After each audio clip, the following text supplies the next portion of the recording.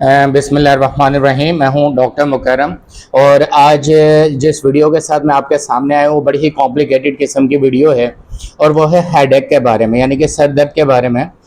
मैं थोड़ा आपको डिटेल से समझाना चाहता हूँ कि ये एक ऐसी डिजीज़ है जिसमें मैक्सिमम पीपल जो हैं वो इसको पेयर कर रहे हैं, बर्दाश्त कर रहे हैं, लेकिन उनका सर दर्द नहीं जा रहा। सबसे पहले तो मैं आपको कुछ दिखाना चाहता हूँ कि ये हमारी होम्योपैथिक रिपर्टरी है जिसे हम रिपर्टराइजेशन के लिए इस्तेमाल करते हैं। इसके अंदर वो तमाम सिम्टम्स लिखी हुई होती हैं और उनकी मेडिसिन आके रिकमेंड होती हैं, जो कि doctor J.T. Kent, James Clark Kent ने जो है काफ़ी डिटेल के साथ इसमें स्टडी करके उन्होंने ये बयान की हैं। और इसके अंदर तमाम तर वो सिम्टम्स होती हैं कि जैसे हेडेक सुबह में होता है, दोपहर में होता है, रात में होता है, एग्जैक्टली 4 बजे शुरू होता है, सुबह 6 बजे शुरू होता है, बिस्तर पे उठने के बाद होता है, और जैसे ही सनलाइट स्टार्ट होती है होता है, सनसेट होता है, ख़त्म हो जाता है। तो सनराइज, सनसेट और डिफरेंट टाइम्स के अंदर जो हेडेक होता है उसकी जो क्लासिफिकेशन है वो इस बुक में लिखी भी होती है, और इसी बुक के थ्रू जो है हम स्टडी करके पेशेंट को मेडिसिन रिकमेंड करते हैं। अब इसके अंदर से मैंने समरी बनाई है हेडेक की। आज हम उसको डिफाइन करेंगे उठने से लेके सोने तक की टाइमिंग के दरमियान डिफरेंट औकात में जो हेडेक होता है उनकी कौन कौन सी बेस्ट होम्योपैथिक मेडिसिन हमने इस्तेमाल करनी है। तो उसकी मैंने कुछ समरी भी बनाई हुई है जो कि मेरे लैपटॉप में है, और उस समरी के थ्रू मैं आपको गाइड भी करूंगा कि किस तरीके से हम इन चीज़ों को बताएंगे। सबसे पहले मैं आपको कुछ जनरल चीज़ें बताना चाहता हूँ कि हेडेक के कॉजेज क्या होते हैं। थोड़ा बहुत आपको आइडिया होना चाहिए कि हेडेक के कॉज क्या होते हैं। बहुत सारे होते हैं, बड़ा कॉम्प्लिकेटेड टॉपिक है, क्योंकि हेड के अंदर आपको पता है कि थाउजेंड्स एंड बिलियंस नेफ्रॉन्स हैं, नर्व्स हैं जो कि मूव कर रही हैं, और एक पूरा डेटा हमारा जो है माइंड के अंदर है। इसके कुछ जनरल कॉजेज हैं जो मेडिकल स्टडी के बाद पता चले। उनमें से मैं जो नंबर 1 सबसे ऊपर होता है किसी भी डिजीज़ के अंदर, डेफिनेटली वो इसमें भी है, दैट इज़ स्ट्रेस। यानी कि स्ट्रेस, मैंने आपको पहले भी कई वीडियोस में बताया कि स्ट्रेस कहते हैं कंसेक्यूटिव थिंकिंग, मुसलसल सोच को स्ट्रेस कहते हैं, वो किसी भी चीज़ के बारे में हो। अभी मैंने एक अपनी वीडियो इंस्टाग्राम के ऊपर अपलोड की है, डॉक्टर_मुकर्रम, दोबारा सुन लें, डॉक्टर_मुकर्रम इंस्टाग्राम के ऊपर, और उसमें मैंने स्ट्रेस को काफ़ी डिटेल से उसमें डिफाइन किया है।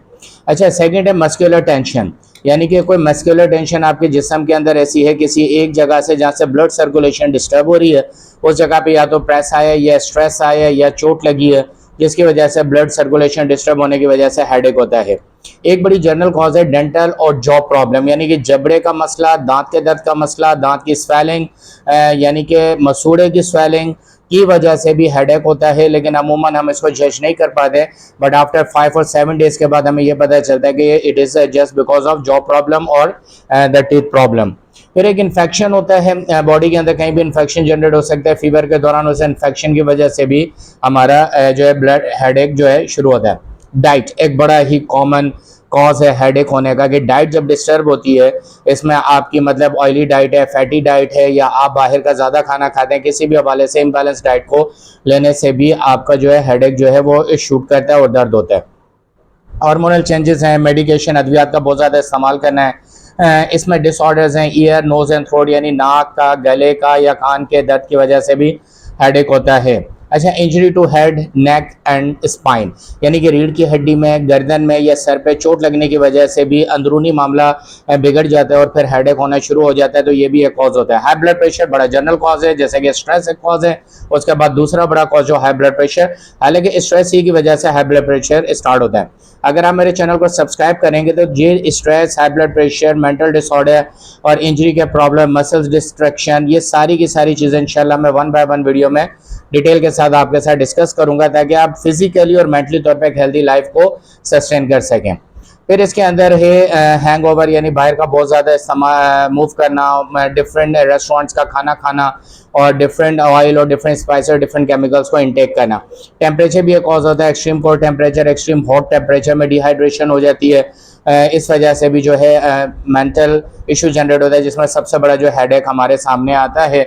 अच्छा, इसके अंदर नोज़ का इशू है, यानी कि नोज़ अगर आपकी ब्लॉक है तो हेडेक है। फिर एक नॉइज़ जो सबसे ज़्यादा इरिटेट करता है हेडेक के पेशेंट को, वो है शोर और वो है लाइट, यानी नॉइज़ एंड लाइट, ये सबसे ज़्यादा एग्रेवेट करता है, हेडेक को बढ़ाता है, और ये बहुत ही ज़्यादा इरिटेटिंग होता है किसी भी पेशेंट के लिए।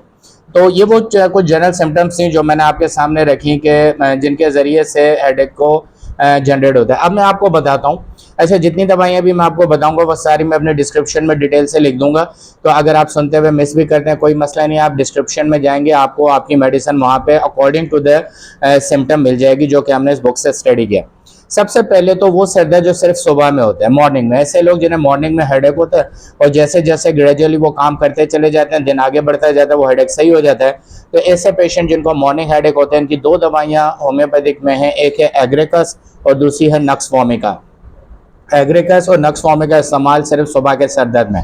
फिर एक है राइजिंग ऑन, यानी उठने पर, यानी एक होता है वेकिंग आँख खुलना और एक होता है राइजिंग ऑन, यानी बिस्तर से उठने पर। अब आप अवेक तो हो गए जल्दी, आप आधा घंटा 45 मिनट बिस्तर पे लेटे रहे, लेकिन जैसे आप बिस्तर से उठे, फिर आपने ब्रश किया, फिर आपने फेस वॉश किया, इस दौरान आपका अचानक से सर दर्द स्टार्ट हो जाता है। अमूमन पर पेशेंट ये कहते हैं कि रात दर्द सही रहता है, सुबह उठता हूं सही रहता है, लेकिन जैसे ही काम शुरू करता हूँ मुझे सर दर्द हो जाता है। तो राइजिंग ऑन के लिए 3 होम्योपैथिक मेडिसिन है, वो है ब्राइनिया, साइक्लेमन और सल्फर। ये सारी डिस्क्रिप्शन में मौजूद हैं, किस पावर में खानी है वो भी उसमें वहां पे मौजूद होगा। ठीक है, ब्राइनिया, साइक्लेमन और सल्फर आपने राइजिंग ऑन यानी बिस्तर से उठने के बाद अगर हेडेक होता है तो आपने इस्तेमाल करनी है। वेकिंग ऑन, आंख खुलने पर, रात को अच्छे भले सोए, रात में आपकी आंख खुली, आप वॉशरूम गए, पानी पिया तो भी आपका हेडेक नहीं था, फिर आप दोबारा सो गए, लेकिन सुबह जब आप उठे, यानी जब आपने ऑफिस से स्टार्ट किया, नमाज के लिए आप उठे, उस वक्त सर दर्द बिस्तर पर ही शुरू हो गया अचानक से, वेकिंग ऑन यानी आंख खुलने पर। तो इसमें भी 3 दवाइयां हैं, नंबर 1 ब्राइनिया है, नंबर 2 ग्रेफाइट है और नंबर 3 लैकेसिस है। इन 3 दवाइयों यानी कि ब्राइनिया, ग्रेफाइट और लैकेसिस आपने वेकिंग ऑन आंख खुलने के ऊपर खानी है। फिर एक खास दर्द जो सुबह 4 बजे या 5 बजे होता है, यानी सुबह यानी कि अर्ली मॉर्निंग, आप जब तहज्जुद का टाइम हो या अर्ली मॉर्निंग टाइम है, जब अभी सन लाइट या ब्राइट डे लाइट नहीं आई होती है, अंधेरा सा होता है, तो उस वक्त अगर हेडेक होता है तो फिर आपके पास एक ही दवाई है जो कि हमने इस बुक से स्टडी की है, इसके अंदर मौजूद हुआ है काली आयोडाइड। यानी कि 4 बजे का दर्द, 5 बजे का दर्द सुबह के वक्त, तो काली आयोडाइड आपने इस्तेमाल करनी है। फिर हम आ जाते हैं नून। नून से मतलब है कि 12 बजे से लेकर 3 बजे का जो वक्त है, ये दोपहर का वक्त, या 11 बजे से लेकर 3 बजे तक का वक्त है नून। इस दौरान आपको सर दर्द होता है, आप शॉप पर हैं, आप ऑफिस में, आप घर में, सिर्फ इस टाइम सर दर्द होता है, तो फिर एक ही दवाई है, वो है नेट्राम्योर। आपने नेट्राम्योर इस्तेमाल करनी है, एक ही दवाई है जो कि नून यानी कि 11 बजे से लेकर 3 बजे तक की टाइमिंग में इस्तेमाल करनी है। फिर आफ्टरनून यानी दोपहर के बाद का जो वक्त है वो 3 बजे से लेकर शाम तक का वक्त होता है, यानी 4-5, जब तक सूरज जो है अपनी सनलाइट उसकी ढल जाती है, उस वक्त तक के टाइम अगर सर दर्द होता है तो 2 दवाई, यानी कि 3 बजे से लेकर शाम 6 बजे तक की 2 दवाइयाँ हैं, दैट इज बिलाडोना एंड सेलेनियम। आपने 2 दवाइयाँ इस्तेमाल करनी है, बेलाडोना और सेलेनियम आफ्टरनून में। उसके बाद इवनिंग आ जाती है, यानी 6 बजे के बाद से लेके 8 बजे तक, 8:30 तक या 9 बजे तक, जो रात का टाइम है, रात शुरू होने से पहले हम जिसे शाम कहते हैं, उस वक्त अगर सर दर्द होता है तो फिर एलियम सीपा, बिलाडोना और पल्साटिला, ये 3 दवाइयाँ आपने इस्तेमाल करनी है, एलियम सीपा, बिलाडोना और पल्साटिला। इसके बाद है एक सिम्टम है लास्टिंग ऑल नाइट, यानी कि रात में दर्द शुरू हुआ, फिर सारी रात रहता है और बेचैनी रहती है नींद में, डिफरेंट इंटरवल में स्लीप आती है, नहीं आती है, इरिटेशन रहता है, प्रॉब्लमेटिक स्लीप होती है, सेटिस्फैक्ट्री स्लीप नहीं मिलती है, सारी रात सर दर्द रहता है, हल्का हल्का, धीमा धीमा या बाज़ दफ़ा वो शूट कर जाता है। ऐसी कंडीशन में आपके पास एक ही दवाई है जो बड़ी ज़बरदस्त है, वो है एल्यूमिना। आपने एल्यूमिना इस्तेमाल करना है उस सर दर्द के विच लास्ट द होल नाइट, ये जो पूरी रात रहता है, आपने एल्यूमिना इस्तेमाल करनी है। घबराइएगा नहीं, सारी डिस्क्रिप्शन में ये डिटेल मौजूद है, आप डिस्क्रिप्शन से बड़े आसानी से इन सबको ले सकते हैं। मेरा व्हाट्सअप नंबर भी मौजूद होगा, अगर आप चाहते हैं कांटेक्ट करना, अपने डिजीज़ को डिस्कस करना, तो मुझे वॉइस मैसेज कर सकते हैं, टेक्स्ट मैसेज कर सकते हैं मेरे व्हाट्सअप नंबर पे। मैं या मेरी टीम आपसे इंशाल्लाह रब्ता करके इस प्रॉब्लम को रिजॉल्व करेगी। फिर नाइट आफ्टर 10 PM, कुछ सर दर्द ऐसे हैं जो रात 10 बजे के बाद शुरू होते हैं और सोने से पहले पहले ख़त्म हो जाते हैं, यानी कह सकते हैं कि जैसे ही सोने आप बिस्तर पे जाते हैं ये सर दर्द शुरू हो जाता है। इसमें 2 दवाइयाँ, लाइकोपोडियम और नाइट्रिक एसिड, आपने इस्तेमाल करनी है, जो कि हमने इस बुक की क्लासिफिकेशन से निकाली है, और ये बेस्ट डॉक्टर कैंट रिपर्टरी है, मतलब होम्योपैथिक के अंदर इसको हम रूट लेवल की बुक कंसिडर करते हैं तमाम तर केसेस को डायग्नोस करने के लिए। फिर है डिलेड ब्रेकफास्ट, एक बड़ी सिम्टम है, बहुत सारे लोग ब्रेकफास्ट नहीं करते अपनी फिजिकल हेल्थ को मेंटेन करने के लिए, वो समझते हैं कि it is not good to take breakfast, जबकि मेडिकल साइंसेज ये कहती है breakfast is the main meal of the day, so you must take breakfast, it should not be left, इसको किसी हाल में नहीं छोड़ना चाहिए। अगर आप डिलेड ब्रेकफास्ट करते हैं, देर से आपको ब्रेकफास्ट मिलता है या आप छोड़ देते हैं, उसके बाद आपकी मेंटल कंडीशन ऐसी होती है, तो फिर आपने कलकेरिया कार्ब खानी है, जो एक सिंगल मेडिसिन है। ड्यूरिंग द सनलाइट, ये एक आखिरी सिम्टम है, यानी कि सनलाइट, यानी जब सनलाइट स्टार्ट होती है, जब सनलाइट ख़त्म होती है, यानी कि सनराइज से लेके सनसेट तक, मैं तुलूब आफ्ताब से लेके गुरूब आफ्ताब तक अगर आपको कोई मसला या सर दर्द होता है तो फिर आपने सेंगुनेरिया और सिपाही जेलिया इन 2 मेडिसिन का इस्तेमाल करना है। अच्छा, इन तमाम दवाइयों को जो भी मैंने बताई आप जिस वक्त भी इस्तेमाल करेंगे, जो भी सिम्टम के हिसाब से, वो 200 पावर पोटेंसी में आपने इस्तेमाल करना है। किस तरह 200 पावर पोटेंसी में जो भी दवाई आपने लेनी है उसके 10 कतरे आपने 1 घूंट पानी में डाल के इस्तेमाल करना है। अच्छा, जहाँ एक दवाई है वो दिन में आप 2 दफ़ा ले सकते हैं। जहां मैंने सिम्टम में 2 दवाइयां हैं वो एक सुबह और एक शाम ले सकते हैं, यानी 10 कतरे घूंट पानी में डाल के 200 पावर में। जहां पे 3 दवाइयां हैं वहां पे आप सुबह दोपहर शाम इनके अलग अलग टाइमिंग में, सुबह दोपहर शाम में आप दवाई ले सकते हैं। 3 दवाइयां अगर एक को सुबह, दूसरी को दोपहर में और तीसरी को शाम में 10-10 कतरे डाल के आपने 1 घूंट पानी में इस्तेमाल कर सकते हैं। और कम अज कम जो भी सिम्टम है आपकी 20 दिन तक आपने कंटिन्यूसली इन दवाइयों का इस्तेमाल करना है और उसके बाद 10 दिन का गैप दे देना है। उसके बाद दोबारा से आपने इनको 10 दिन के लिए इस्तेमाल करना है, फिर दोबारा से 10 दिन का गैप देना है। इस तरह आपने 10 दिन के गैप के साथ आप इनको रिपीट कर सकते हैं। और अगर फर्दर कोई इशू है, क्रिटिकल इशू है, तो you have to contact to my WhatsApp number. आप मेरे व्हाट्सएप नंबर पर कॉन्टेक्ट करें, ईमेल एड्रेस के ऊपर कॉन्टेक्ट करें। मेरा यूट्यूब चैनल को, बाकी वीडियोस को देखें। आप इंस्टाग्राम पे मुझे फॉलो कर सकते हैं डॉक्टर_मुकर्रम के नाम से। फेसबुक पर आप मुझे फॉलो कर सकते हैं डॉक्टर मुकर्रम के नाम से।